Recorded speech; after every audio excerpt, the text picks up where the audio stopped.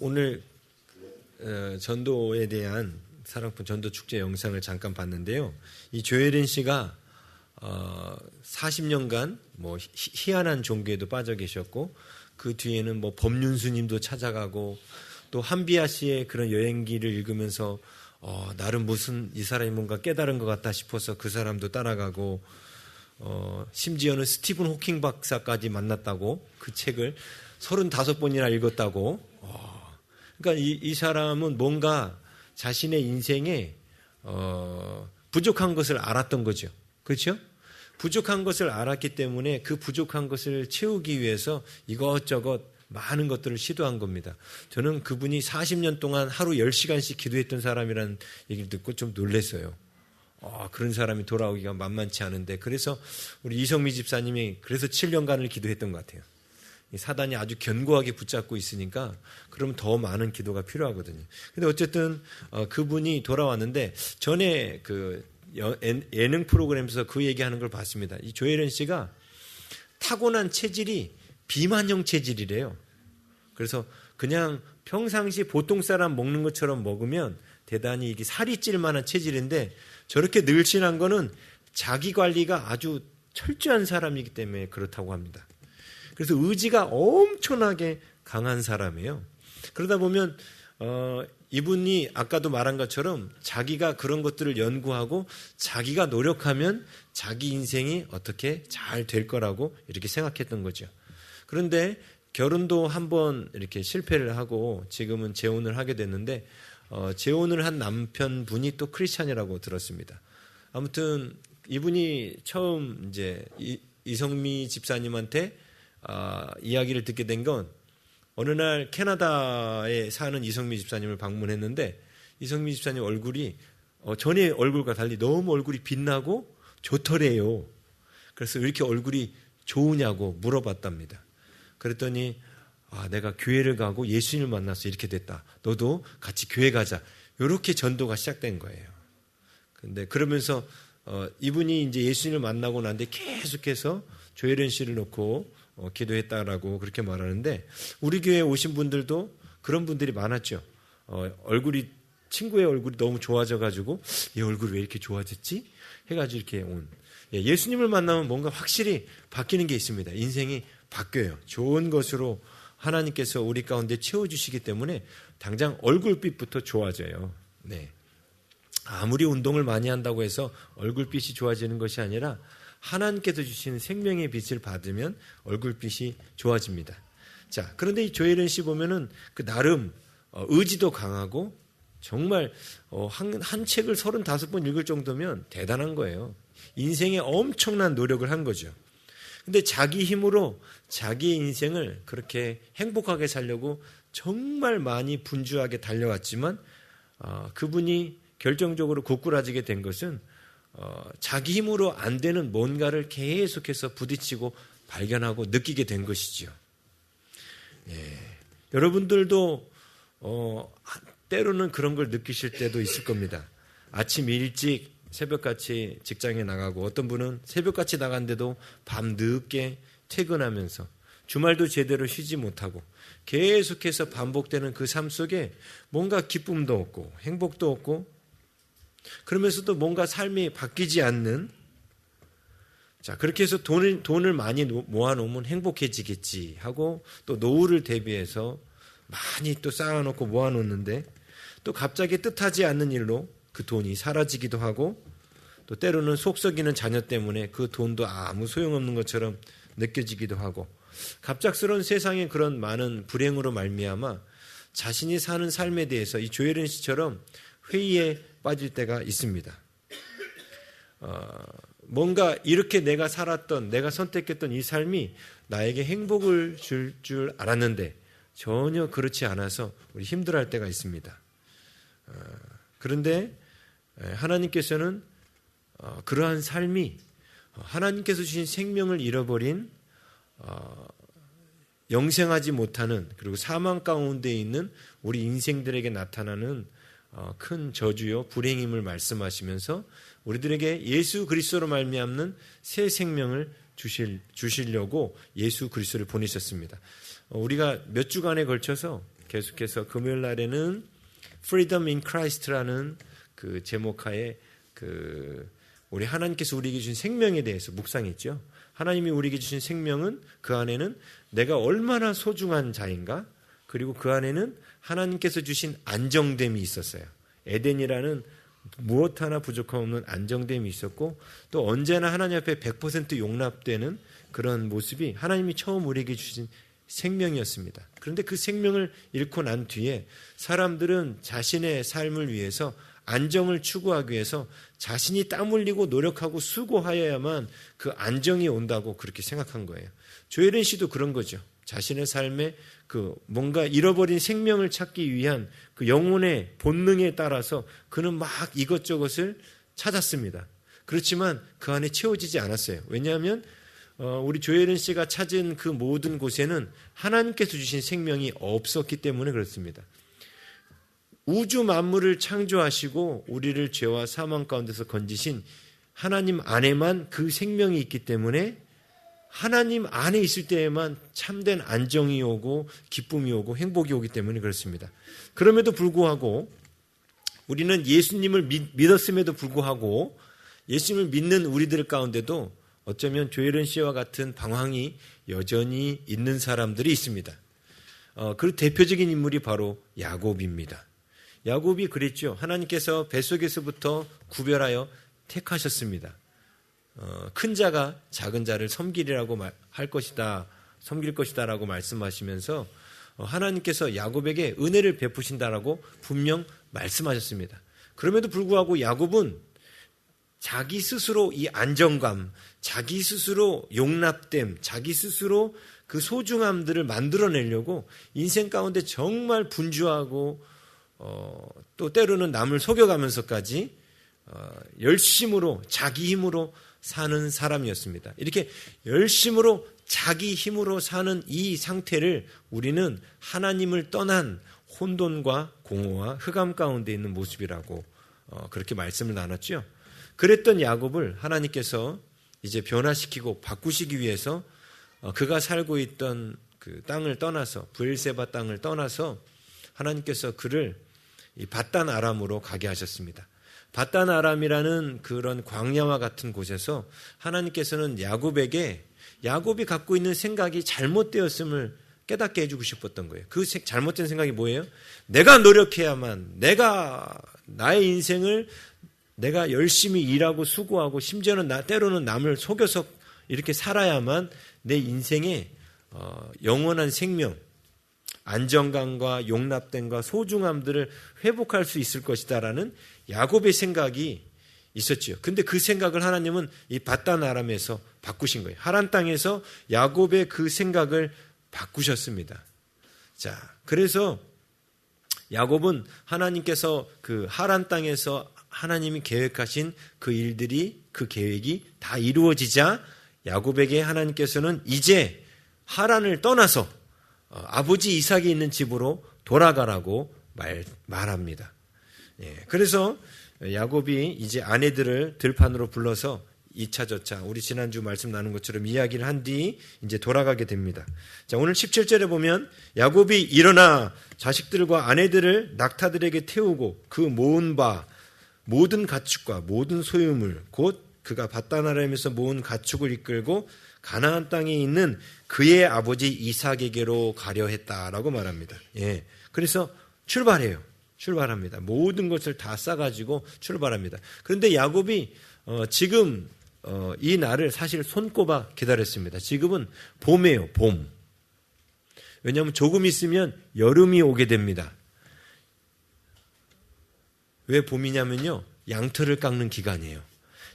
이제 여름철이 되면 양들이 덥잖아요. 그죠? 그래서 그 이전에 양털을 깎아줘야 됩니다. 그리고 양털을 깎는 시기는 이제 봄이 지나서 이제 조금 있으면 여름이 된다는 뜻입니다. 그런데 이 양털을 깎는 것은 이 양을 키우는 사람들한테는 축제일입니다.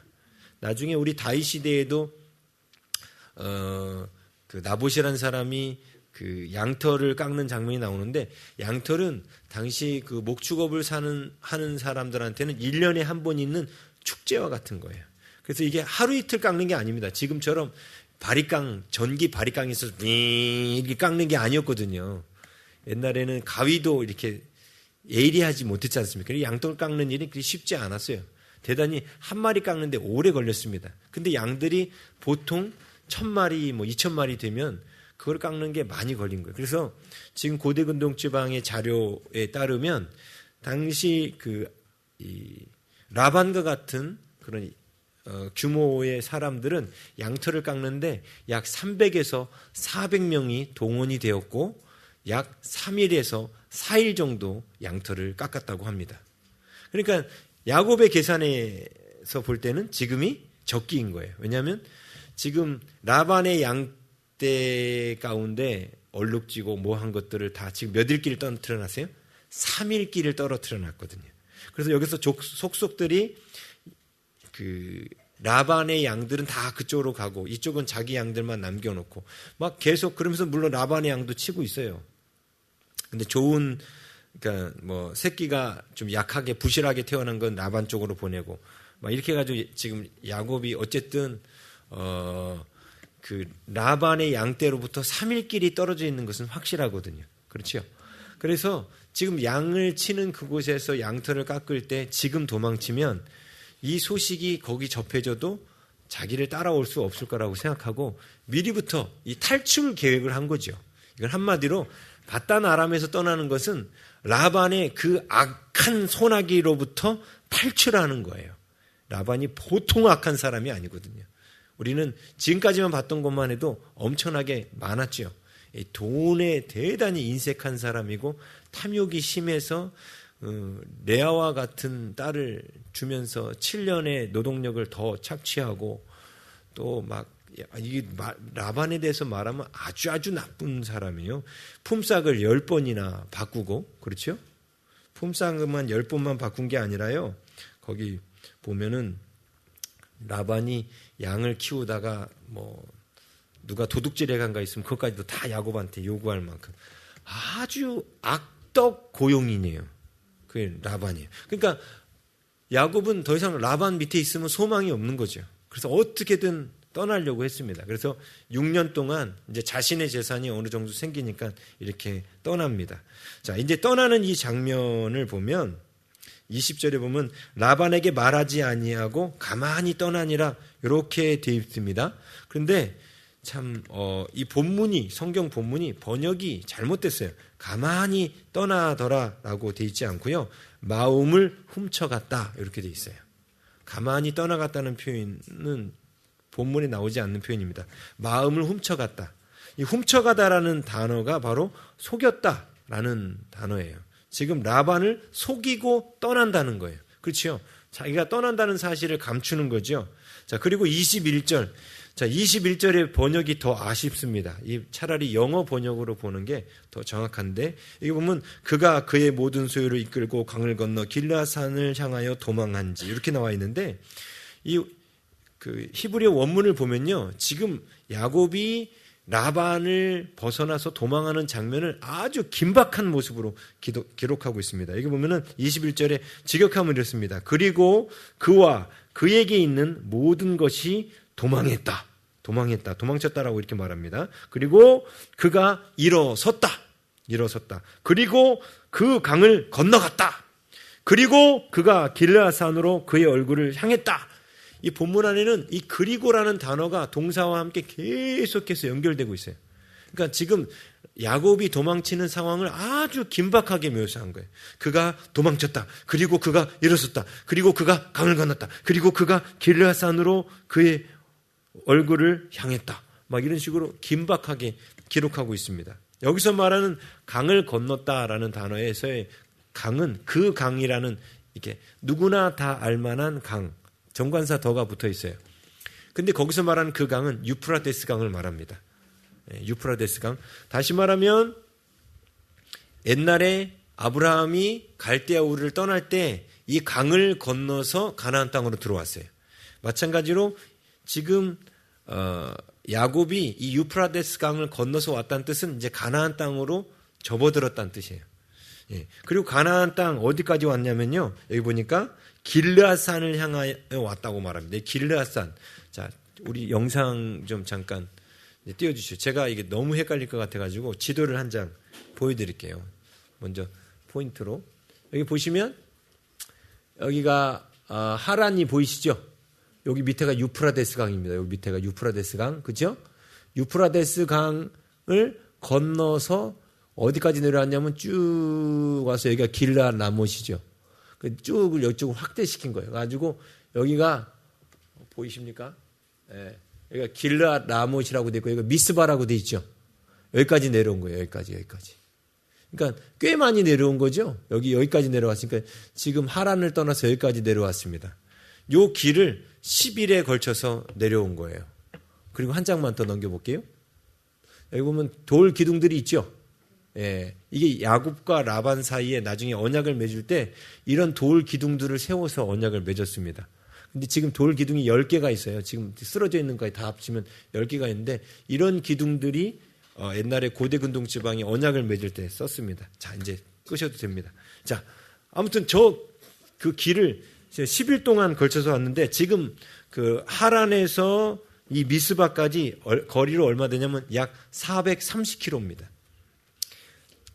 430km라 하면 지금 야곱이 지금 딱 도망쳤을 때 이 사실을 라반이 야곱이 뭔 짓을 할지 모르니까 항상 뭘 해놨어요?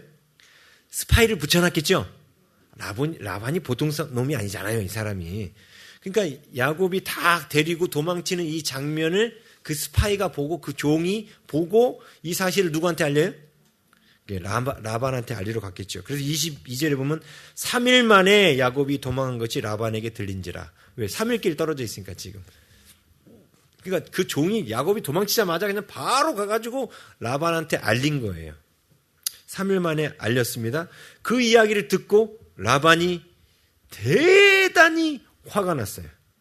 화가 나가지고 23절에 보니까 라반이 그의 형제를 거느리고 7일 길을 쫓아가 이렇게 나왔죠.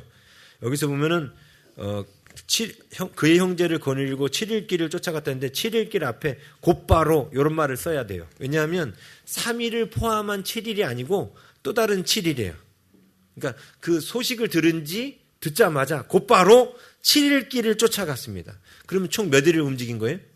지금 야곱이 떠난 지 10일 만에 도착한 거예요. 누구한테 도착했냐면 길르앗산에 그 미스바에 야곱이 있는 그 곳으로 도착하게 됩니다.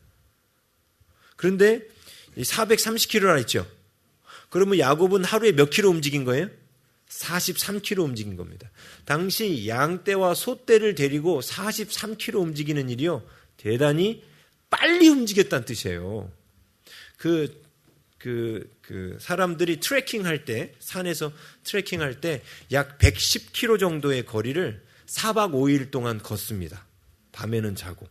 그렇죠? 4박 5일 동안 걸면은 110km를 4박 5일 동안 걷는다는 얘기는 하루에 몇 킬로 걷는 거예요? 5일로 잡으면, 예? 하루에 한 20km 좀 더 걷는 거죠? 그냥 혼자서 배낭 메고 걷는 거리가 산이니까 막 길이 이렇게 온전하지 못하니까 30km, 많이 걸어야 한 30km 걷는 거예요. 근데 양떼들을 다 데리고 하루에 43km를 걸었다는 뜻은 야곱 입장에서는 꽁지 빠지게 도망치는 거예요, 사실은. 그렇죠? 그런데 이 뒤를 라반이 추격해서 결국은 도착해서 따라잡지요? 열흘 만에 따라잡았다는 얘기는 그러면 480km를 열흘 만에 잡았다는 뜻은 라반은 하루에 70km를 걸었다는 뜻이에요. 거의 그냥 냈다 그냥 쉬지도 않고 막 달려온 거죠. 지금 이 모습 속에서 뭐가 보이냐면 라반이 무척 화가 났다는 거예요. 대단히 화가 났어요. 왜 화가 났을까요? 예? 왜 화가 났을까요? 한번 보세요. 나중에 31장 43절 한번 보십시오. 31장 43절 라반이 야곱에게 대답하여 이르되 딸들은 내 딸이요 자식들은 내 자식이요 양떼는 내 양떼요 내가 보는 것은 다 내 것이라. 말이 돼요 이게? 지금 야곱이 다 훔쳐갔다고 생각하는 거죠. 네? 지금 분명히 품삯을 정해가지고 이렇게 생긴 건 네 거, 이렇게 생긴 건 다 내 거. 그렇다 계속해서 야곱 것이 태어나니까 어떻게 했어요? 품삯을 10번이나 바꿨죠. 이제부터는 점 있는 것만 네 거고 아롱진 것은 내 거야. 뭐 이런 식으로 품삯을 10번이나 바꿨죠. 그런데도 계속 점 있는 것만 태어나. 또 바꿨죠. 이제부터는 아롱진 것만 네 거고 나머지는 다 내 거야. 근데 또 아롱진 것만 계속 태어나. 이렇게 욕심이 많은 사람이에요. 쉽게 말하면 악덕업자도 이런 악덕업자가 없어요. 예? 그렇죠? 여러분 또 그리고 이 사람이 어떤 사람인가? 38절 보세요. 38절. 내가 이 20년을 외삼촌과 함께 하였거니와 외삼촌의 암양들이나 암염소들이 낙태하지 아니하였고 또 외삼촌의 양떼의 순양을 내가 먹지도 아니하였으면 아니 일하면서 예? 배고프면 한 마리씩 잡아먹어야 되잖아요. 그죠? 근데 야곱에게는 그 목도 주지 않았어요. 예? 쉽게 말하면 회사에서 일 시키면서 점심값도 안 주는 거지. 예? 그러면서 일 시켰다는 거예요. 그리고 39절 물려 찢긴 것은 내가 외삼촌에게로 가져가지 아니하고 이거는 그 양을 키우다 보면 야생동물이 와서 이제 물려 찢곤 하지요. 예? 소나 곰 같은 이제 소래 사자나 곰 같은 게 와서 이게 물어가요. 그러면 이건 어쩔 수 없는 감가상실이잖아요. 감가상각이잖아요. 근데 그것까지도 다 야곱이 물어야 했고 그 다음에 낮에 도둑을 맞았든지 밤에 도둑을 맞았든지 외삼촌이 그것을 내 손에서 찾았으므로 내가 스스로 그것을 보충하였으며 양을 키우다 보면 그렇게 감가상각이 일어날 수밖에 없거든요. 근데 그것도 다 누구한테 물어내라고 그러는 거예요? 야곱에게. 회사차를 가지고 운행을 나갔어요. 근데 기름값도 네가 넣어라. 그리고 엔진오일도 네 돈으로 넣어라. 뭐 이런 셈이죠. 그리고 차가 노후됐으니까 네가 새 차 사놓고 나가라. 회사 일로 회사차를 썼는데 그런 셈이에요. 이거 완전 악덕업자 아닙니까?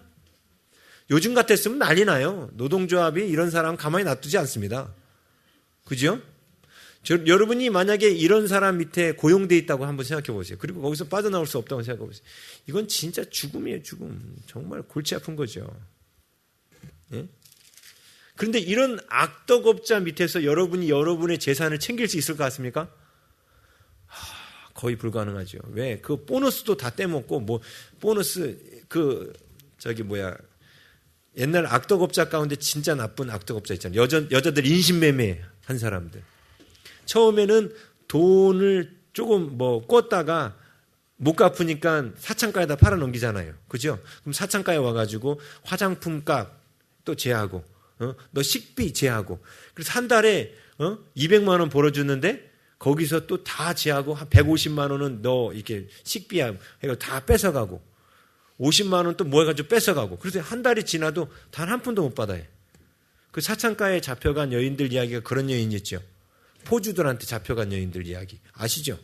예? 지금 야곱이 딱 그 꼴이에요. 그러면 그렇게 사창가에 잡혀간 그 여성들이 나올 때 돈 한 푼은 고사하고요. 몸에 완전히 몸만 다 망가져서 나와요. 늙어가지고 더 이상 쓸모없을 때쯤 그때 내보냅니다. 돈 한 푼 없이. 지금 라반이 딱 그런 사창가 포주와 같은 아주 악한 사람이에요. 그런데 지금 야곱이 다 갖고 이렇게 도망치니까 자기 거 뺏겼다고, 자기 것을 훔쳤다고 이렇게 생각하는 거예요. 얼마나 화가 났는지 야곱을 죽이기 위해서 라반이 자기의 형제들까지 부릅니다. 그래서 외삼촌의 형제들이 따라왔다고 말하죠. 라반이 지금 군대를 만들어갖고 따라온 거예요. 군대 만들어서 어떻게 하려고 그러는 거예요? 야곱은 죽이고 딸들과 손주들은 이제 일 시켜야 되니까 종으로 부려야 되니까 데려가고, 예? 그다음에 양떼, 염소떼 다 다시 착취해서 가져가려고 지금 그렇게 온 겁니다. 왜? 야곱 하나만 죽여버리면 되거든. 예? 그런 마음으로 10일 동안 달려온 거예요, 지금. 그런데 야곱에게 도착하기 바로 전날 밤에 24절. 여기도 정관사 더가 붙었어요. 그 밤에 이렇게 돼 있어요. 그 밤에 하나님이 아람 사람 라반에게 현몽하여 이르시되 너는 삼가 야곱에게 선악간에 말하지 말라.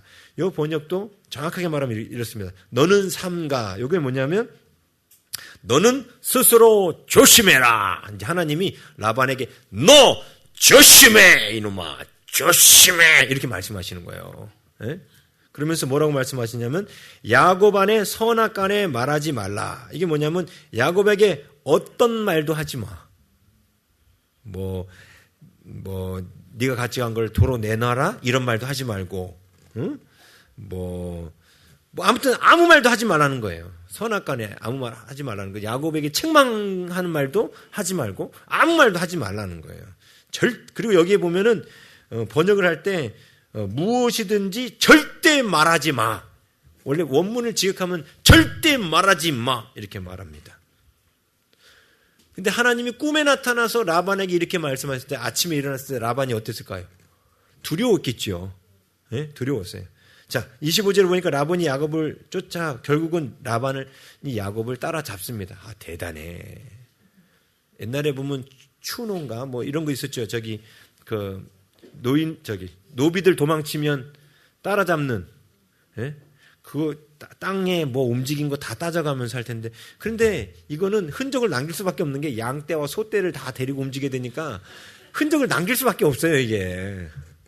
결국은 따라잡았죠. 예, 따라잡았어요. 예.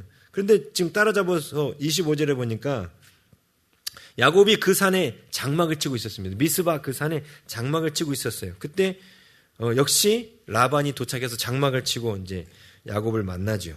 그러면서 26절 이렇게 말하죠. 라반이 야곱에게 이르되 네가 나를 속이고 내 딸들을 칼에 사로잡힌 자 같이 끌고 갔으니 어찌 이같이 했느냐. 언제 딸들이 칼에 사로잡힌 것처럼 강제로 왔습니까? 야곱은 설득해가지고 가겠니 안 가겠니 물어보고 이게 자원해서 왔잖아요. 딸들도 아버지를 버렸어요. 예? 우리들을 팔아가지고 착취하는 아버지, 우리들을 이용만 하는 아버지, 이 탐심하는 자에 대한 이 아버지를 딸들도 알고 있어요. 더 이상 딸들도 아버지가 싫어. 얼마나 노랭이고 구두쇠고 욕심이 많으면, 그죠? 예. 그런데 27절에 라반이 참 이상한 얘기를 하네요. 뭐라고 얘기해요? 내가 즐거움과 노래와 북과 수금으로 너를 보냈겠거늘. 과연 그렇게 보냈을까요, 이 사람이? 예? 그럴 거면 이렇게 군대를 이끌고 왔을까요? 예? 딸들을 얼굴도 못 보고 보낸 게 아쉬워서 지금 따라왔을까요? 예? 완전 새빨간 거짓말이에요. 이거 누가 봐도 거짓말이에요.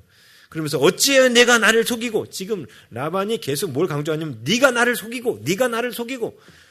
여태까지 누가 누구를 속였는데요? 예? 여태까지 누가 누구를 속였냐고요. 그죠? 근데 네가 나를 속이고 가만히 도망하고 내게 알리지 아니하였으며. 28절 내가 내 손자들과 딸들에게 입맞추지 못하게 했으니. 말도 안 된다. 내 행위가 참으로 어리석도다. 그러면서 29절 이런 말하죠. 너를 해할 만한 능력이 내 손에 있으나, 이게 뭐냐면 내가 지금 얼마든지 너를 죽일 수 있다는 거예요. 실제로 군대를 데리고 왔어요. 자기 형제들을 다 불러다가 라반이 형제들과 조카들, 손주들 다 군사로 쓸만한 사람들 다 데리고 왔어요. 야곱을 죽이기 위해서. 어떻게 보면 해야 할 만한 능력이 손에 있는 것처럼 보이지요. 근데 그 다음에 뭐라고 말해요? 너희 아버지의 하나님이 어젯밤에 내게 말씀하시기를. 그러면서 너는 삼가 야곱에게 선악간에 말하지 말라. 우리 본문에 보면은 24절과 29절이 똑같이 표현되어 있습니다. 그렇죠? 그런데 그렇지 않아요. 이 뒷부분은 라반이 좀 말을 뺐어요. 오늘 전도에 대한 사랑꾼 전도 축제 영상을 잠깐 봤는데요. 이 조혜린 씨가 40년간 뭐 희한한 종교에도 빠져 계셨고, 그 뒤에는 뭐 법륜스님도 찾아가고, 또 한비아 씨의 그런 여행기를 읽으면서 나름 무슨 이 사람이 뭔가 깨달은 것 같다 싶어서 그 사람도 따라가고, 심지어는 스티븐 호킹 박사까지 만났다고, 그 책을 35번이나 읽었다고. 그러니까 이 사람은 뭔가 자신의 인생에 부족한 것을 알았던 거죠. 그렇죠? 부족한 것을 알았기 때문에 그 부족한 것을 채우기 위해서 이것저것 많은 것들을 시도한 겁니다. 저는 그분이 40년 동안 하루 10시간씩 기도했던 사람이라는 얘기를 듣고 좀 놀랐어요. 그런 사람이 돌아오기가 만만치 않은데, 그래서 우리 이성미 집사님이 그래서 7년간을 기도했던 것 같아요. 사단이 아주 견고하게 붙잡고 있으니까 그러면 더 많은 기도가 필요하거든요. 근데 어쨌든 그분이 돌아왔는데, 전에 예능 프로그램에서 그 얘기하는 걸 봤습니다. 이 조혜련 씨가 타고난 체질이 비만형 체질이래요. 그래서 그냥 평상시 보통 사람 먹는 것처럼 먹으면 대단히 이게 살이 찔 만한 체질인데 저렇게 늘씬한 거는 자기 관리가 아주 철저한 사람이기 때문에 그렇다고 합니다. 그래서 의지가 엄청나게 강한 사람이에요. 그러다 보면 이분이 아까도 말한 것처럼 자기가 그런 것들을 연구하고 자기가 노력하면 자기 인생이 어떻게 잘 될 거라고 이렇게 생각했던 거죠. 그런데 결혼도 한번 이렇게 실패를 하고 지금은 재혼을 하게 됐는데 재혼을 한 남편분이 또 크리스찬이라고 들었습니다. 아무튼 이분이 처음 이제 이성미 집사님한테 이야기를 듣게 된 건 어느 날 캐나다에 사는 이성미 집사님을 방문했는데 이성미 집사님 얼굴이 전에 얼굴과 달리 너무 얼굴이 빛나고 좋더래요. 그래서 왜 이렇게 얼굴이 좋으냐고 물어봤답니다. 그랬더니 내가 교회를 가고 예수님을 만나서 이렇게 됐다. 너도 같이 교회 가자. 이렇게 전도가 시작된 거예요. 근데 그러면서 이분이 이제 예수님을 만나고 난 뒤에 계속해서 조혜련 씨를 놓고 기도했다라고 그렇게 말하는데 우리 교회에 오신 분들도 그런 분들이 많았죠. 얼굴이 친구의 얼굴이 너무 좋아져가지고 이 얼굴이 왜 이렇게 좋아졌지? 해가지고 이렇게 온. 예수님을 만나면 뭔가 확실히 바뀌는 게 있습니다. 인생이 바뀌어요. 좋은 것으로 하나님께서 우리 가운데 채워주시기 때문에 당장 얼굴빛부터 좋아져요. 네. 아무리 운동을 많이 한다고 해서 얼굴빛이 좋아지는 것이 아니라 하나님께서 주신 생명의 빛을 받으면 얼굴빛이 좋아집니다. 자, 그런데 이 조혜련 씨 보면은 그 나름 의지도 강하고 정말 한 책을 35번 읽을 정도면 대단한 거예요.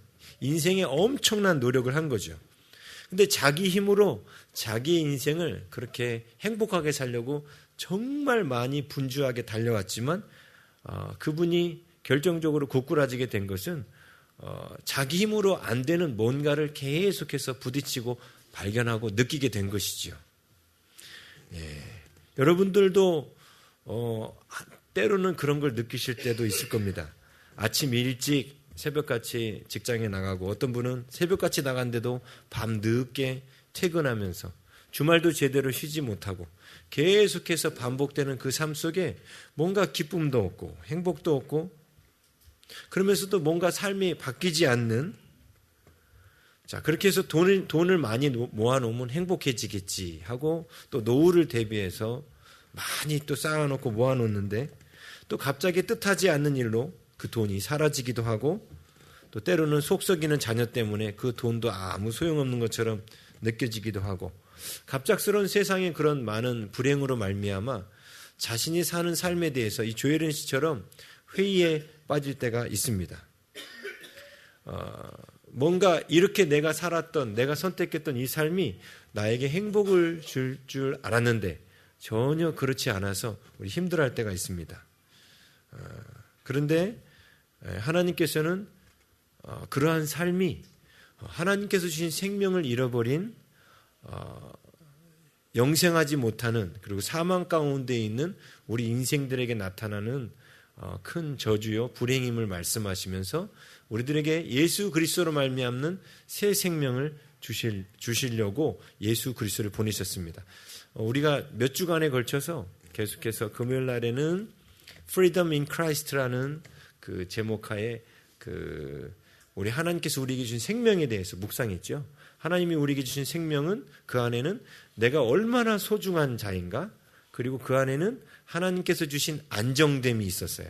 에덴이라는 무엇 하나 부족함 없는 안정됨이 있었고 또 언제나 하나님 앞에 100% 용납되는 그런 모습이 하나님이 처음 우리에게 주신 생명이었습니다. 그런데 그 생명을 잃고 난 뒤에 사람들은 자신의 삶을 위해서 안정을 추구하기 위해서 자신이 땀 흘리고 노력하고 수고하여야만 그 안정이 온다고 그렇게 생각한 거예요.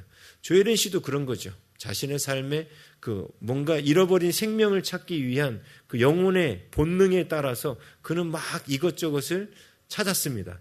그렇지만 그 안에 채워지지 않았어요. 왜냐하면 우리 조혜련 씨가 찾은 그 모든 곳에는 하나님께서 주신 생명이 없었기 때문에 그렇습니다. 우주 만물을 창조하시고 우리를 죄와 사망 가운데서 건지신 하나님 안에만 그 생명이 있기 때문에 하나님 안에 있을 때에만 참된 안정이 오고 기쁨이 오고 행복이 오기 때문에 그렇습니다.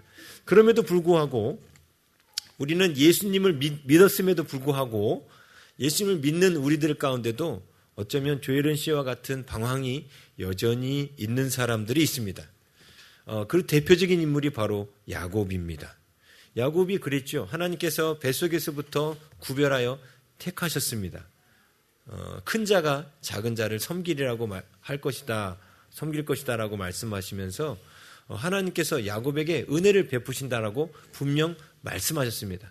그럼에도 불구하고 야곱은 자기 스스로 이 안정감, 자기 스스로 용납됨, 자기 스스로 그 소중함들을 만들어내려고 인생 가운데 정말 분주하고 또 때로는 남을 속여가면서까지 열심으로 자기 힘으로 사는 사람이었습니다. 이렇게 열심으로 자기 힘으로 사는 이 상태를 우리는 하나님을 떠난 혼돈과 공허와 흑암 가운데 있는 모습이라고 그렇게 말씀을 나눴죠. 그랬던 야곱을 하나님께서 이제 변화시키고 바꾸시기 위해서 그가 살고 있던 그 땅을 떠나서 브엘세바 땅을 떠나서 하나님께서 그를 이 밧단 아람으로 가게 하셨습니다. 밧단 아람이라는 그런 광야와 같은 곳에서 하나님께서는 야곱이 갖고 있는 생각이 잘못되었음을 깨닫게 해주고 싶었던 거예요. 그 잘못된 생각이 뭐예요? 내가 노력해야만, 나의 인생을 내가 열심히 일하고 수고하고 심지어는 때로는 남을 속여서 이렇게 살아야만 내 인생에 영원한 생명, 안정감과 용납됨과 소중함들을 회복할 수 있을 것이다라는 야곱의 생각이 있었지요. 근데 그 생각을 하나님은 이 밧단 아람에서 바꾸신 거예요. 하란 땅에서 야곱의 그 생각을 바꾸셨습니다. 자, 그래서 야곱은 하나님께서 그 하란 땅에서 하나님이 계획하신 그 일들이, 그 계획이 다 이루어지자 야곱에게 하나님께서는 이제 하란을 떠나서 아버지 이삭이 있는 집으로 돌아가라고 말합니다. 그래서 야곱이 이제 아내들을 들판으로 불러서 2차 저차, 우리 지난주 말씀 나눈 것처럼 이야기를 한 뒤 이제 돌아가게 됩니다. 자, 오늘 17절에 보면 야곱이 일어나 자식들과 아내들을 낙타들에게 태우고 그 모은 바 모든 가축과 모든 소유물 곧 그가 밧단 아람에서 모은 가축을 이끌고 가나안 땅에 있는 그의 아버지 이삭에게로 가려 했다라고 말합니다.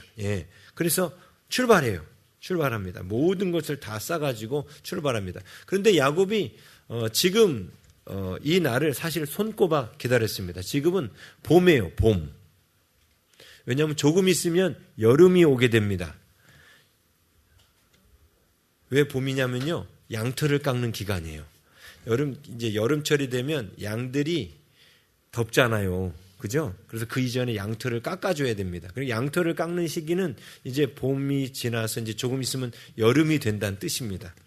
그런데 이 양털을 깎는 것은 이 양을 키우는 사람들한테는 축제일입니다. 나중에 우리 다윗 시대에도 그 나봇이라는 사람이 그 양털을 깎는 장면이 나오는데, 양털은 당시 그 목축업을 하는 사람들한테는 1년에 한 번 있는 축제와 같은 거예요. 그래서 이게 하루 이틀 깎는 게 아닙니다. 지금처럼 전기 바리깡에서 이렇게 깎는 게 아니었거든요. 옛날에는 가위도 이렇게 예리하지 못했지 않습니까? 양털 깎는 일이 그리 쉽지 않았어요. 대단히 한 마리 깎는데 오래 걸렸습니다. 근데 양들이 보통 1000마리, 2000마리 되면 그걸 깎는 게 많이 걸린 거예요. 그래서 지금 고대근동지방의 자료에 따르면 당시 이 라반과 같은 그런 규모의 사람들은 양털을 깎는데 약 300에서 400명이 동원이 되었고 약 3일에서 4일 정도 양털을 깎았다고 합니다. 그러니까 야곱의 계산에서 볼 때는 지금이 적기인 거예요. 왜냐하면 지금 라반의 양떼 가운데 얼룩지고 뭐 한 것들을 다 지금 몇 일끼를 떨어뜨려 놨어요? 3일끼를 떨어뜨려 놨거든요. 그래서 여기서 속속들이 그 라반의 양들은 다 그쪽으로 가고 이쪽은 자기 양들만 남겨놓고 막 계속 그러면서 물론 라반의 양도 치고 있어요. 근데 그러니까 새끼가 좀 약하게 부실하게 태어난 건 라반 쪽으로 보내고 막 이렇게 해가지고 지금 야곱이 어쨌든 그 라반의 양떼로부터 3일 길이 떨어져 있는 것은 확실하거든요. 그렇죠? 그래서 지금 양을 치는 그곳에서 양털을 깎을 때 지금 도망치면 이 소식이 거기 접해져도 자기를 따라올 수 없을 거라고 생각하고 미리부터 이 탈출 계획을 한 거죠. 이건 한마디로 바단 아람에서 떠나는 것은 라반의 그 악한 소나기로부터 탈출하는 거예요. 라반이 보통 악한 사람이 아니거든요. 우리는 지금까지만 봤던 것만 해도 엄청나게 많았죠. 돈에 대단히 인색한 사람이고 탐욕이 심해서 레아와 같은 딸을 주면서 7년의 노동력을 더 착취하고 또 막 이게 라반에 대해서 말하면 아주 나쁜 사람이에요. 품삯을 10번이나 바꾸고 그렇죠? 품삯만 10번만 바꾼 게 아니라요.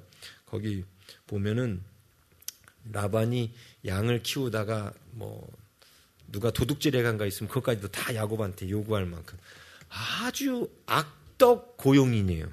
그게 라반이에요. 그러니까 야곱은 더 이상 라반 밑에 있으면 소망이 없는 거죠. 그래서 어떻게든 떠나려고 했습니다. 그래서 6년 동안 이제 자신의 재산이 어느 정도 생기니까 이렇게 떠납니다. 자, 이제 떠나는 이 장면을 보면 20절에 보면 라반에게 말하지 아니하고 가만히 떠나니라 이렇게 되어 있습니다.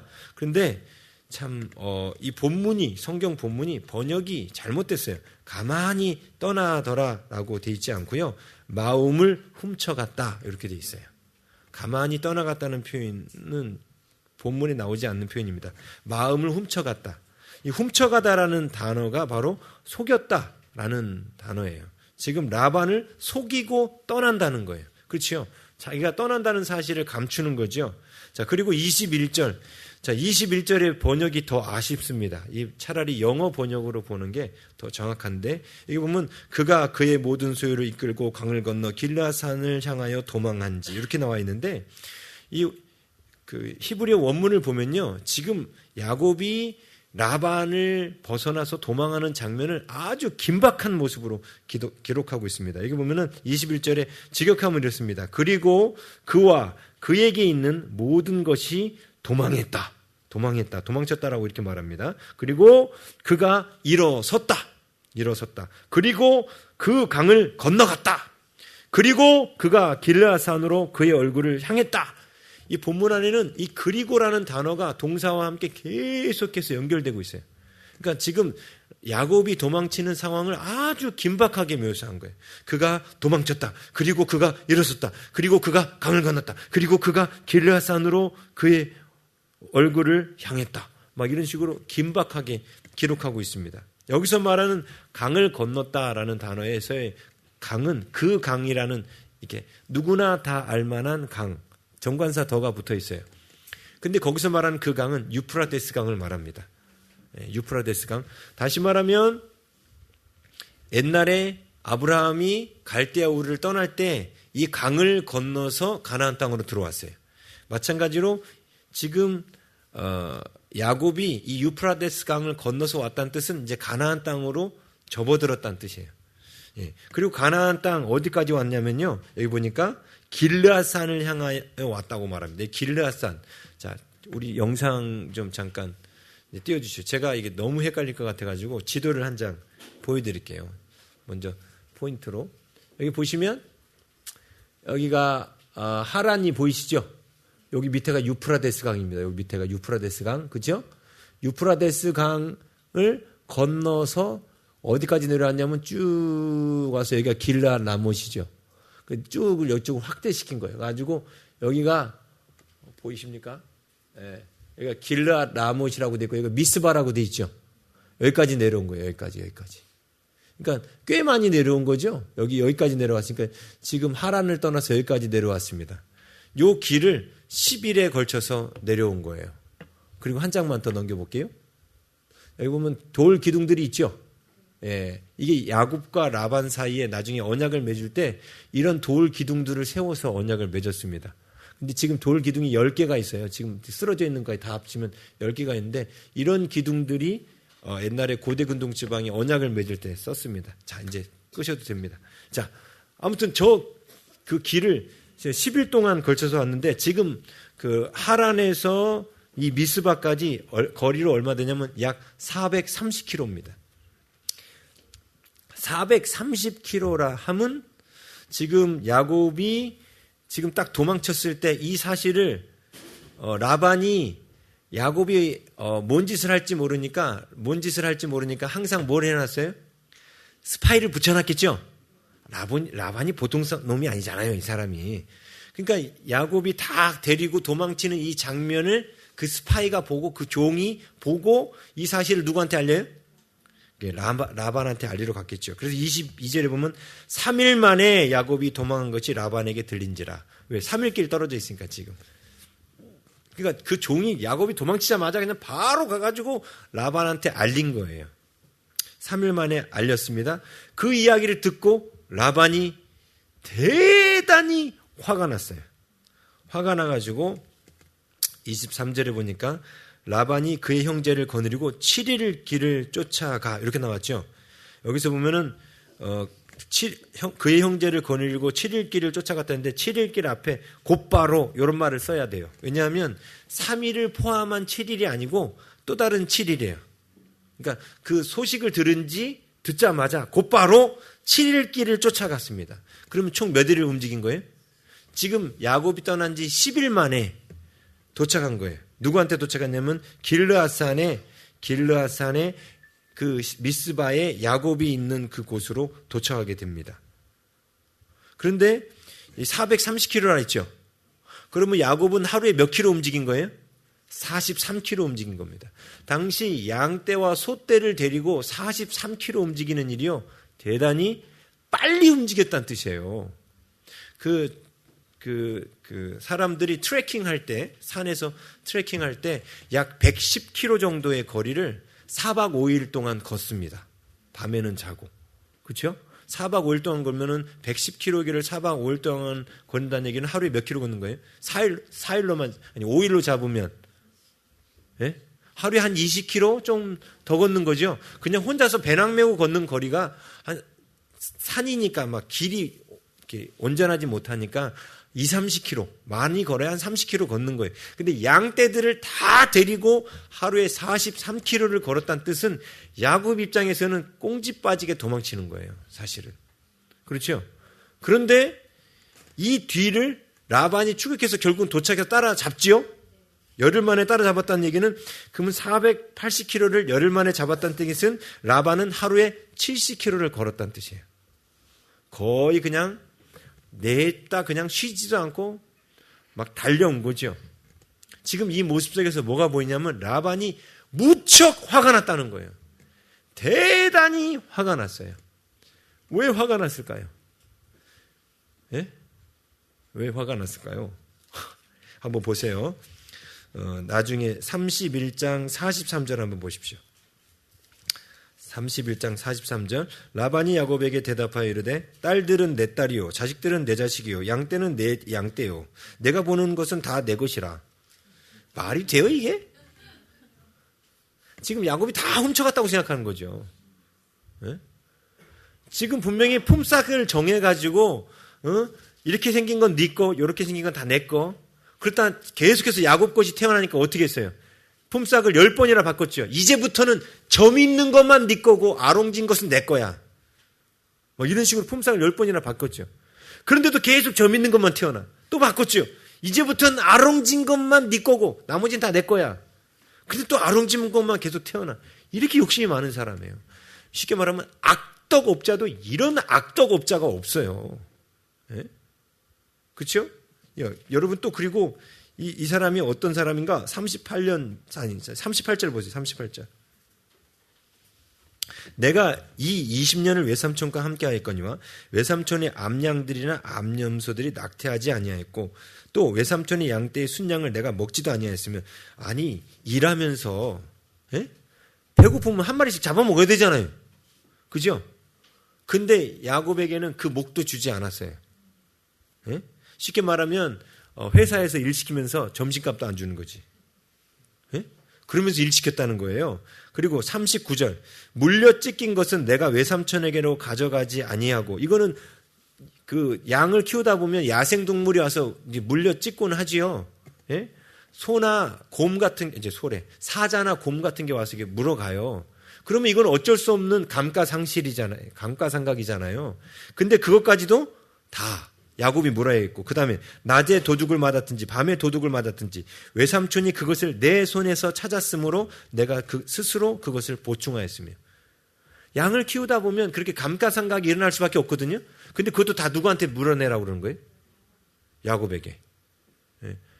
회사차를 가지고 운행을 나갔어요.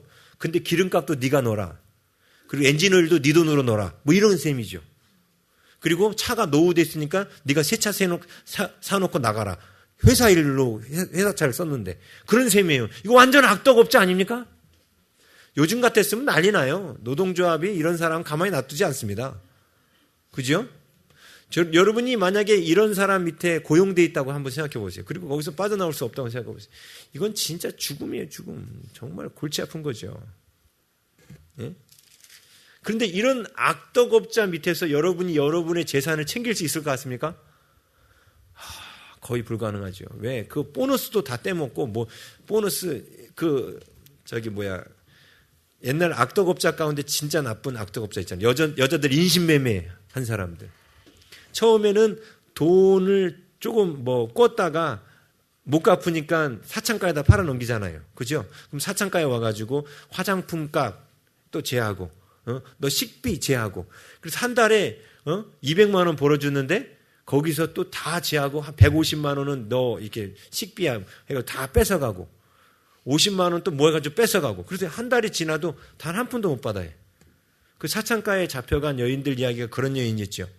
포주들한테 잡혀간 여인들 이야기 아시죠? 네?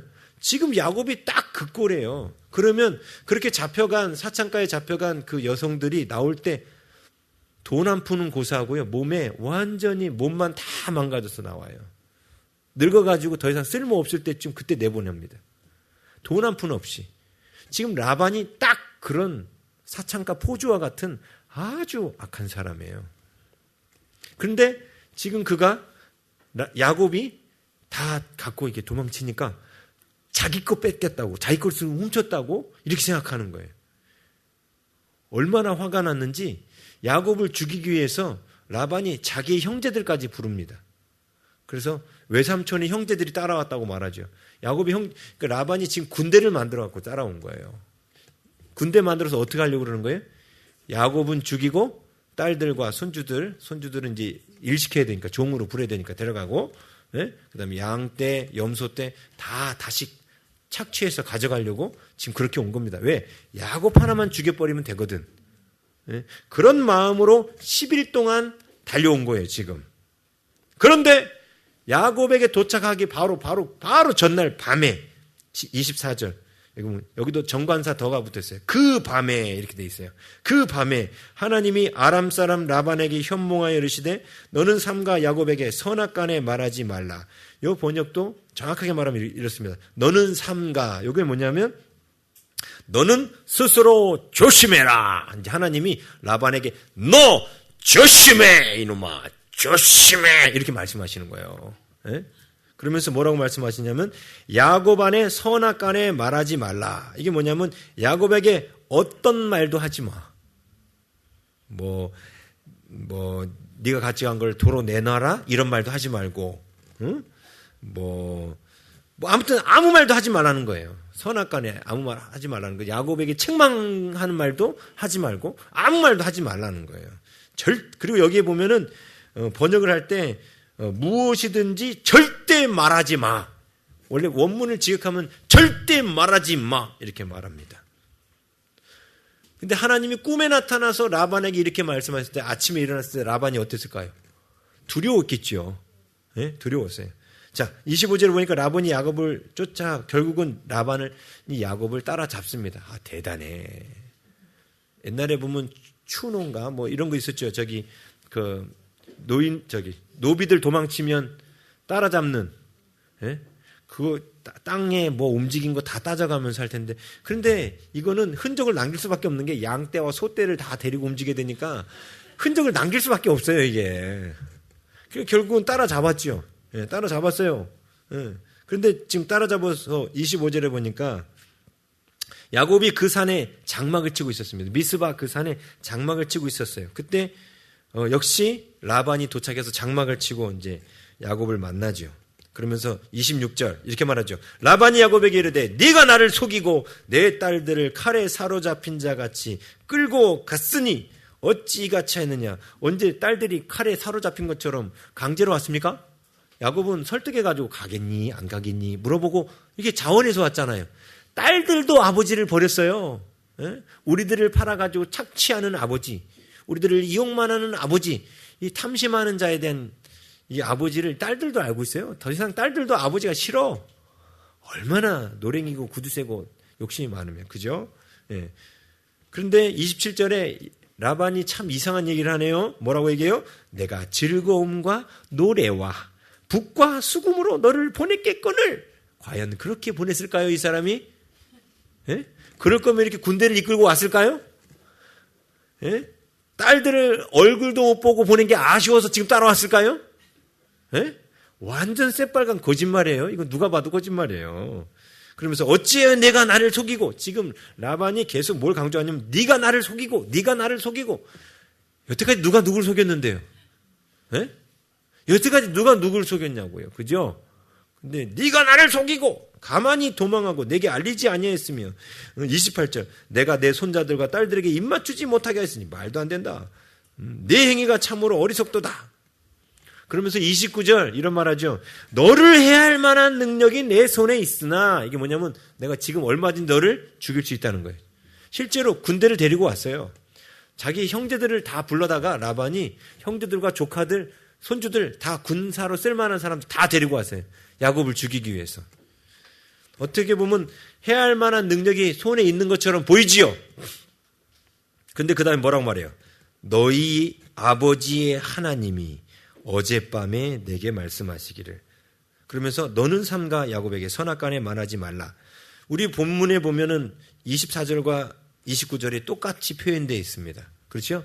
그런데 그렇지 않아요. 이 뒷부분은 라반이 좀 말을 뺐어요. 너는 야곱에게 선악간에 말하는 것을 조심하라. 이렇게 대단히 완곡하게 표현해놨습니다. 그래서 좀 달라요, 표현이. 근데 이제 개혁 성경에는 좀 차이가 없는 것처럼 되어 있지만 29절에는 말하는 걸 조심해. 말하지 마라. 결코 말하지 마. 하나님 이렇게 말씀하셨는데 결코 말하지 마라. 하나님 힘주어 말씀하셨는데 삼가 말하는 걸 조심해. 뭐 이런 식으로 한 것처럼. 응? 그런데 이렇게 말할 때 야곱이 이 속임수에 속아 넘어갈까요? 안 넘어갈까요? 야곱도 속이는 거 하면은 둘째가라면 서러운 사람이에요. 그리고 근데 자기보다 더한 사람을 만났잖아요. 지금 그렇죠? 자기보다 더한 사람 밑에 지금 20년간 지내면서 어떻게 보면 야곱이 사기치는 기술을 라반한테 엄청나게 더 배울 수 있는 그런 기회였을 거라고 생각합니다. 예? 근데 감사하게도 야곱은 사기치는 기술을 이게 악하게 배우지는 않았고 감사하게도 여기서 하나님의 많은 은혜를 깨달았죠. 지금 라반 이렇게 악독한 외삼촌 라반이 자기한테 어젯밤에 하나님이 나타나서 너는 삼가 야곱에게 선악간에 말하지 말라. 이렇게 요 정도로 말씀하셨다면 분명 꿈에